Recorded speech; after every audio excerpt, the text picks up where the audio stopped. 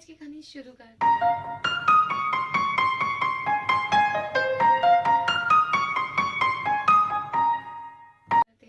कहानी का नाम है जब छूटता है एक आदमी का मायका। तुम ना मुझे कभी नहीं समझ पाओगी राशि, समझी? तुम तो अपनी माँ के पास जाके उनसे हंस बोल सकती हो, पर मैं किससे बोलूं? मैं अपने घर में पराया हो गया हूँ तुमसे शादी करने के बाद। तो इसमें मैं क्या करूं? गलती तुम्हारी माँ की भी है।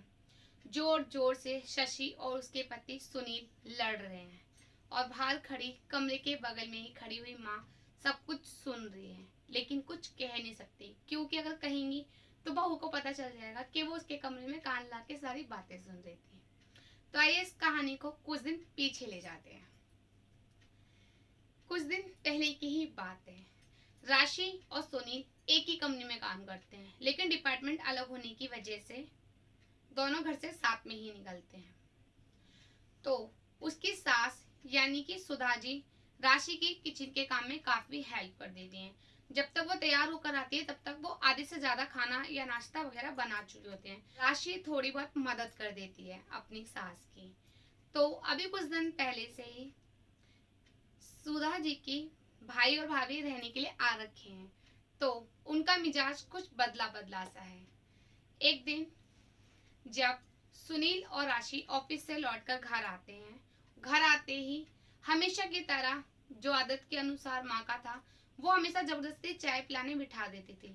लेकिन आज उन्होंने चाय की ना बिठाया और ना पूछा, बल्कि उल्टा, इस घर में कोई चाय भी बनाएगा? शाम के 7 बज गए, एकदम चिल्लाते हुए कड़क स्वभाव में। अब तो राशि सुनील एक दूसरे को देखने लगे। सुनील ने धीरे से कहा, माँ मैं बना लेता हूँ। तू बनाएगा चाय? ऑफिस से हारा थका आया है, बहू कहाँ है तेरी? माँ क्या फर्क पड़ता है, मैं बनाऊँ या वो भी तो थक गई है ना। तू ही पी ले, मुझे नहीं पीनी। गुस्से से चली जाती है। उतने में राशि आ जाती है और अपने पति और माँ दोनों को देखते हुए, माहौल को भापते हुए खुद चाय बनाने चली जाती है। खैर चाय वगैरह पीने के बाद में राशि को लगता है कि अब वो अपने कपड़े चेंज करने चली जाती है, आके तब तक माँ कुछ खाने की तैयारी कर लेंगी तो मैं उनका हाथ बटा दूंगी। लेकिन ऐसा नहीं होता। थोड़ी देर बाद सास फिर चिल्लाती है, शाम के 8 बज गए, इस घर में खाना बनेगा या नहीं आज? अब तो राशि तुनक जाती है और गुस्से में कहती है, तुम्हारी माँ को आज हो क्या गया है? हर चीज के लिए मेरे पे डिपेंड हो रही है। और दिन तो खुद करती है ना आधे से ज्यादा काम, मैं बाद में करती हूँ। तो आज क्या हुआ इन्हें? अब सुनील स्थिति को संभालते हुए, यार कोई बात नहीं, आज तुम मना लो, माँ का मन नहीं होगा। अब इतनी उम्र भी तो हो गई है ना, क्या तुम भी उनके पीछे पड़ी हो कि वो कर ले? सास है वो तुम्हारी, और वैसे भी उनके भैया भाभी आ रखे हैं, थोड़ा तो उन्हें अपने दिखाने दो था कि वो सास है, घर में बहू वो है। ठीक है बना रही हूँ। थोड़ी सी मीठी सी नोकझोंक के बाद राशि किचन में चली जाती है और सबके लिए खाना बनाने लग जाती है। खाना पीना बनाने के बाद में अगली सुबह राशि बहुत ज्यादा थक जाती है, इस वजह से उसकी नींद और देर से खुलती है और दिन के मुकाबले। तो जब राशि उठती है तो सोचती है मैं जब तक तैयार होंगी माँ आधा नाश्ता बना चुकी होंगी, बाकी का काम मैं जल्दी जल्दी कर लूंगी। लेकिन ऐसा नहीं होता है। जब राशि किचन में जाती है तैयार होके तो देखती है कि आज माँ जी जगी ही नहीं है। वो लपक कर आती है और सुनील को जगाती है, उठो, आज तो हमारी मम्मी जगी भी नहीं, अब कैसे बनेगा खाना? यार तुम ही बना लो ना जल्दी जल्दी, अब नहीं उठी तो क्या करूं? राशि गुस्से में तुनकती हुई खाना बनाना शुरू कर देती है और साथ में सभी लोगों का नाश्ता। थोड़ी देर बाद सास अपने कमरे से आवाज लगाती हैं, बहू आज आलू के पराठे बनाना। बस इस पर क्या था, जले पे नमक छिड़कने वाली बात हो गई। राशि तुनकते हुए आलू के पराठों की तैयारी करने लग गई। थोड़ी देर बाद सुनील तैयार होकर आता है और राशि को देखते हुए बोलता है, चलो आज ऑफिस नहीं चलना? थोड़ी देर पहले ही तो कहा था तुमसे, तुम्हारी माँ जागी नहीं है, सारा काम मुझे ही करना है, तो अब टाइम तो लगेगा ना। अच्छा ठीक है, इतना हाइपर क्यों हो, कर लो। इस बार सुनील फिर नरम स्वभाव में कहता है, मामला शांत करने के लिए। अब राशि बोलती है, आप जाओ, मैं थोड़ी देर में आऊंगी। अरे फिर तुम्हें बस से आना पड़ेगा। खैर एक काम करो, आज माँ का मूड भी ठीक नहीं है और तुम्हारा भी, तो ऑफिस से छुट्टी ले लो और तुम आराम से घर पे काम करो। ठीक है मैं चलता हूँ, शाम को मिलेंगे। और हाँ, मेरे लंच की टेंशन मत लो, मैं कैंटीन में कुछ खा लूंगा। सुनील कहकर चला जाता है। राशि सारे घर का काम करती है, लेकिन राशि ने सारे घर के खाने में अपनी सास का सारा फेवरेट ही बनाया होता है। थोड़ी देर बाद राशि नजदीक जा ही रही होती है कि वो आवाज सुनती है अपनी सास और उनकी भाभी यानी कि अपनी मामी सास की। जी देखा ना, कल से सारा काम बहू ही कर रही है, बहू के होते हुए सब कुछ आपको करना पड़ता है। अरे घर में बहू है तो आप क्यों उठो, सही है ना, देखा कल से कितना आराम मिला है, ऐसे ही करा करो। पर मुझे ना भाभी ये सब अच्छा नहीं लगता, वो भी तो थक के आती है ऑफिस से। अरे तो क्या हो गया, थक कर आती है तो बहुएं होती है काम करने के लिए, ऐसे समझाने लग जाती हैं। राशि सुन तो लेती है, उसे काफी गुस्सा भी आता है कि वो उसके घर में आग लगा रही है, लेकिन कुछ कह नहीं सकती है क्योंकि वो सास की भाभी है। राशि बाहर से आवाज लगाती है, माँ जी खाना तैयार है, सब लोग टेबल पे आ जाओ, और खाना लगाती है, सब लोग खाना खा लेते हैं। लेकिन थोड़े दिन बाद ऐसे ही गाड़ी चल रही होती है उनकी गृहस्थी की। थोड़े दिन बाद मामी जी अपने घर वापस चली जाती हैं, और शाम को जब राशि और उसके पति सुनील घर आते हैं तो घर में बड़ा सन्नाटा और सुनसान होता है। देखकर राशि बोलती है, माँ मामी अपने घर चली गई क्या? हाँ चली गई, तुम लोग को तो कोई मतलब है नहीं, चाहे कोई आए चाहे कोई जाए, चली गई वो अपने घर। गुस्से में तुनतुनाती हुई सास सुधा जी ने कहा। अब राशि भी तुनक के अपने कमरे में चली गई, लेकिन सुनील, उसे तो दोनों को संभालना था, पहले अपनी माँ को शांत करता और फिर अपनी बीवी को। खैर ऐसे ही दिन गुजर रहे होते हैं। सास की भाभी जो ने समझा के गई है, सास बखूबी करती हैं और इस चक्कर में घर की शांति भंग हो जाती है। राशि और सुधा जी की अब बनती नहीं है और बात बात पे दोनों में बहस शुरू हो जाती है।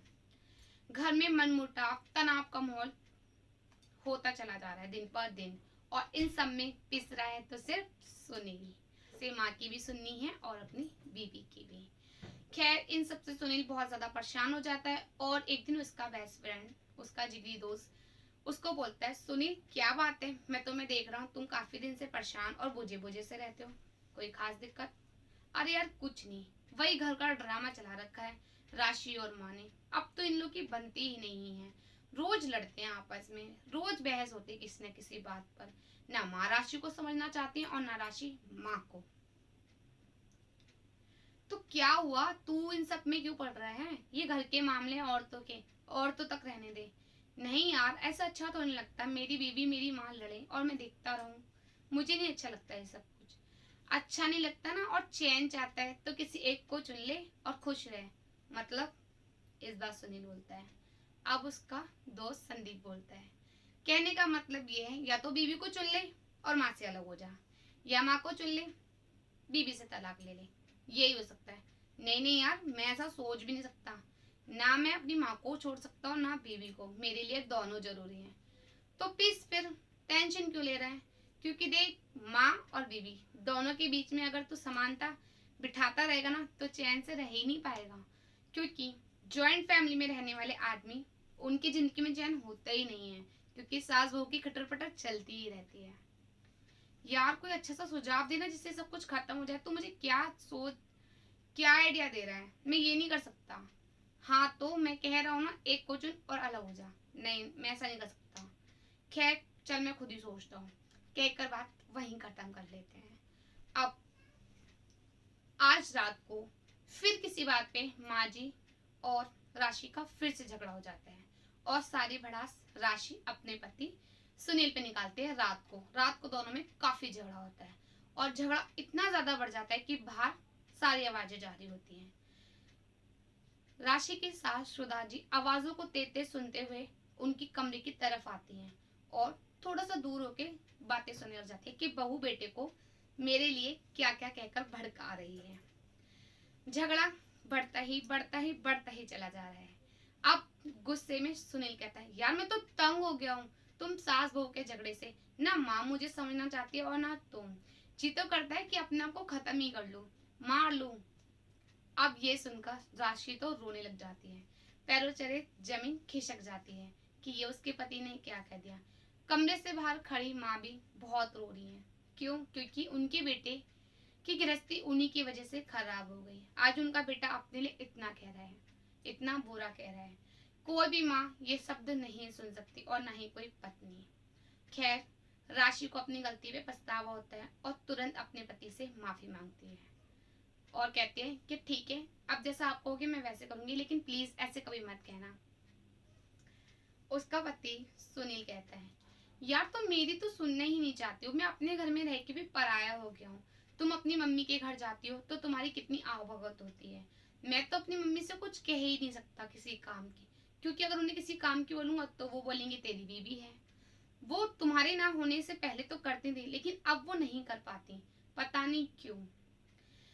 तुम अपनी माँ से अपने दिल की सारी बातें करके अपने दिल का बोझ हल्का कर सकते हो, लेकिन मैं तो वो भी नहीं कर सकता।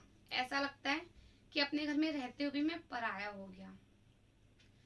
मेरा भी मायका छोड़ रहा है देखा जाए तो, लेकिन हम आदमियों को कोई नहीं समझता। औरतों के दुख सबको झलकते हैं। इस बार राशि कहते हैं, मैंने आपसे कहा ना, मुझे अपनी गलती का काफी एहसास है। मैं अब जैसा आप कहोगे वैसे ही करूंगी।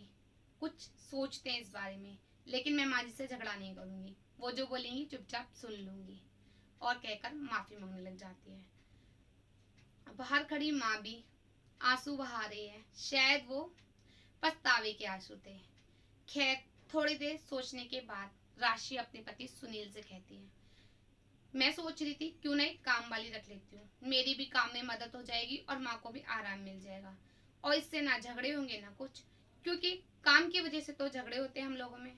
तो माँ जी को भी अच्छा लगेगा कि अब वो जो चाहती थी आराम उन्हें मिल रहा है, और मुझे चाहिए था काम करने वाला कोई, तो मुझे भी मिल रहा है। कोई बात नहीं, थोड़े पैसे खर्च होंगे, लेकिन घर में सुख शांति तो बनी रहेगी। हाँ, ये तुमने सही सोचा, सुनील कहते हैं, और दोनों सो जाते हैं। बाहर खड़ी माँ भी ये सब कुछ सुनकर वापस अपने कमरे में चली जाती हैं, और शायद मन ही मन कुछ सोचती हैं।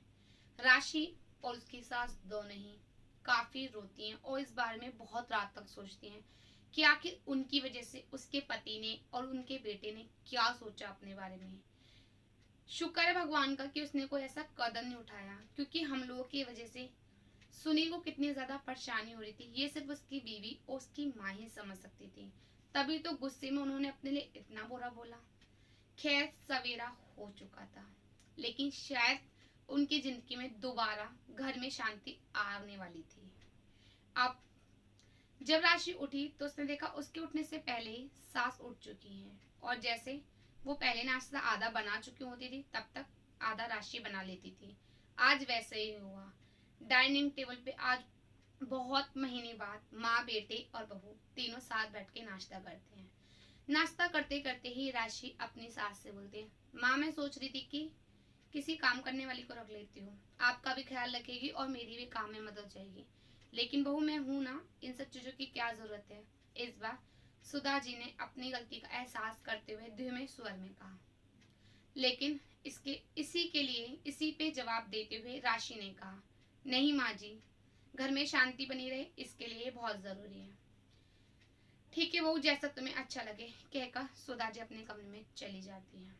और ऐसे ही राशि और सुनील अपने ऑफिस चले जाते हैं।